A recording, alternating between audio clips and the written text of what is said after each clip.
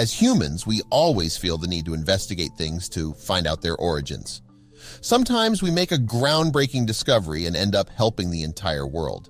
However, sometimes it is an entirely different story. Our curiosity to find out more about the planet we live in can lead to some very dangerous after effects. Before we continue, please take some time to subscribe to Dailydose, like, and share this video with your friends. We all know that everywhere we go, bacteria thrives. But can you imagine what other kinds of living organisms existed way before we did? In places where there is ice, like in Alaska where permafrost is thick, we get to see just how dangerous they can get. It's the perfect environment for dormant catastrophes. Alaska is greatly known for ice, glaciers, ice caps, and permafrost. It's a wild and beautiful place that many seek to visit. I mean, who can blame them? It's one of the very few places you can visit and enjoy the sceneries. But aside from the treasures this place holds, there is something very sinister underneath. Because scientists always have a thirst for knowledge, they decided that they wanted to further their knowledge on what the permafrost is, how it was made, what it does, and what's in it, because after all, it covers 85% of the entire state. So with the help of the military, they bore a tunnel beneath the tundra. Many people ask, what's a permafrost? It's a term that refers to the type of frozen soil that covers most of the entire state. But why is this considered important? Why do scientists feel the need to learn more about this phenomena? What's the difference between regular snow and iced grounds? Scientists have said that this phenomena impacts 25% of the northern hemisphere, but permafrost doesn't just consist of gravel, sand, and soil. It usually happens when the ground remains at freezing temperatures for so long, even throughout weather changes. It can also happen beneath the depths of our oceans, which can make for negative repercussions. As amazing as this might sound, though, permafrost doesn't just exist anywhere with snow or cold temperatures. The ideal temperature should be higher than 32-degree F, which is anywhere in Eastern Europe, Russia, China, Greenland, and in Alaska. While some may be shallow in depth, but it does make up for length, which can stretch for more than 3,000 feet. But not all permafrost is the same. There are two types that people are not aware about. The first is called continuous permafrost, which is a single sheet of frozen ground, and the other is called discontinuous permafrost, which is ice that's broken up into several different pieces. But the real problem lies inside of it. Over the years, the Earth has gathered enough greenhouse gases that cause the planet's ultimate demise. Too much of these gases cause the atmosphere to heat up and therefore affecting the everyday weather we experience. What used to be a bearable hot day is now looking more like something out of a horror movie. This, in turn, affects the permafrost. The ice melts due to the temperature rising by more than 40-degree F, and there is no way that we can get it back down even if we do make some changes to our gas outputs. It's too late, and with the way we are producing so much more carbon dioxide, it's bound to get out of hand. The tunnel that was created by the scientists is part of the Cold Regions Research and Engineering Laboratory, where they conduct studies of the unique behavior of the permafrost and how it reacts to the current climate changes. This also helps researchers like U.S. Army Corps of Engineers geochemist Dr. Thomas Douglas get an idea of what it was like in the past. Contrary to what most believe that the tundra is a wasteland of ice and nothingness, it is far from that. Beneath the frozen ground, it is actually full of prehistoric remains that have been preserved for thousands of years because of the icy temperatures. And this much is true especially for the Fairbanks Tunnel. People who have visited the inside of the tunnel claim that there are bones and tusks of mammoths sticking out from the walls. Unbeknownst to many, the permafrost is an ecosystem of its own, but only frozen in time. It is filled with the remains of creatures that used to roam the earth way before humans existed. From extinct woolly rhinoceroses to ancient plants, everything that had life had been preserved due to the ice. But no matter how fascinating this is to all of us, this presents a real problem for the whole planet. Like all the other life forms present today, these ancient flora and fauna carry twice as much carbon with them.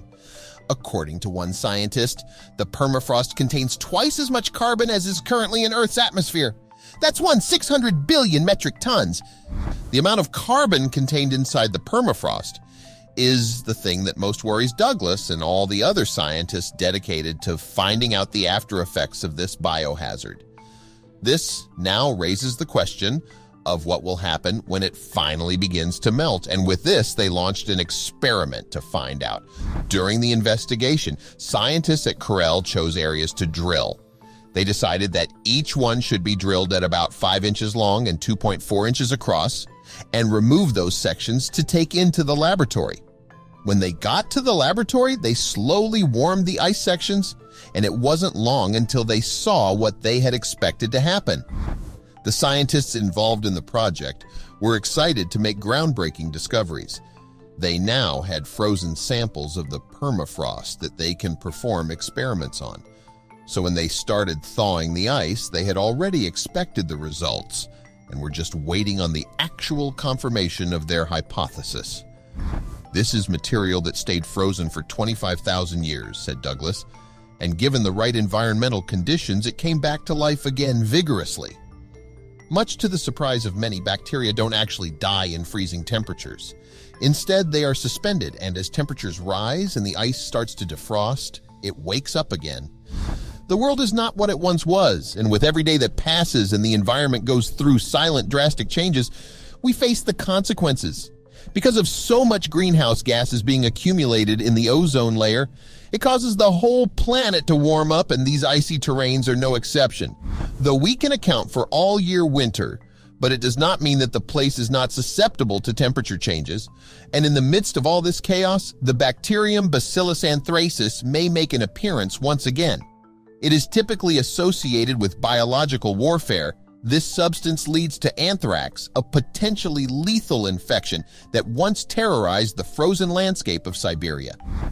Back in Alaska, researchers took special notice that the resurrected bacteria from the permafrost sample they brought in reacted with dead animals and plant matter stored within the same layer of permafrost they were found in.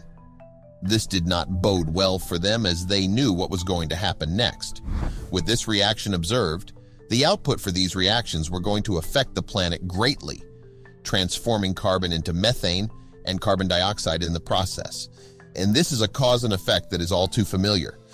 Both of these gases are responsible for climate change. To this day, Alaska has been known by many environmental scientists as a place where carbon dioxide is more likely to be absorbed from the atmosphere than being a place where it emits. However, as the permafrost slowly starts to thaw, we may see a reversal. This is no longer a guess, as in 2017, scientists have observed that the north of the region has shown significant emissions of this gas. Scientists have also estimated that there are 1,400 gigatons of this element frozen in the permafrost all around the planet.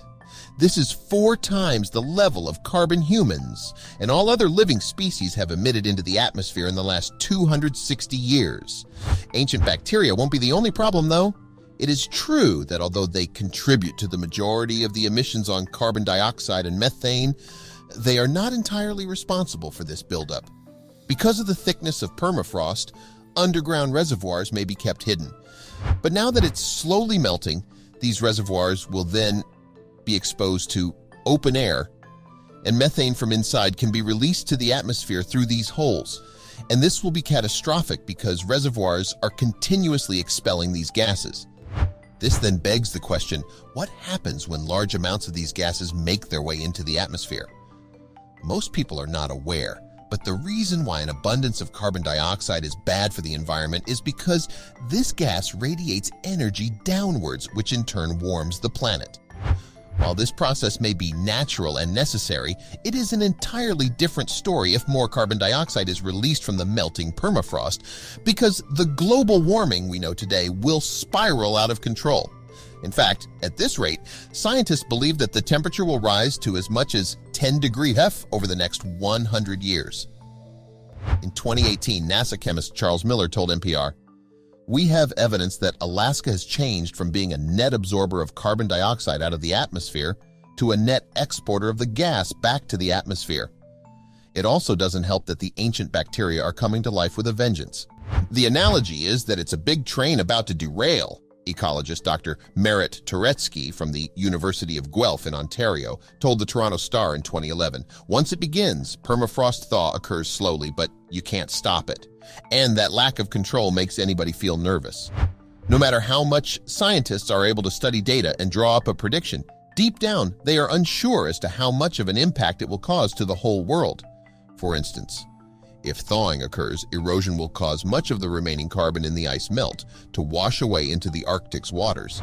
Not only that, but a warmer environment will also eventually lead to new vegetation to spring up across the tundra. And this in turn will cause the flora to reabsorb some of the harmful gases being produced by the melting permafrost. It's a complicated cycle that is unfortunately inevitable today. Permafrost functions more than just hardened prehistoric ice on the ground. Essentially, from up above, you will see that it acts like a bonding agent that sticks together the layers of rocks and other materials that make up the surface of our planet. It's almost like it's the missing piece of puzzle that is Earth. When the permafrost melts, it may affect terrain. Overnight, drastic changes can occur, such as empty lakes, redirection of river flow, and disintegration of shorelines.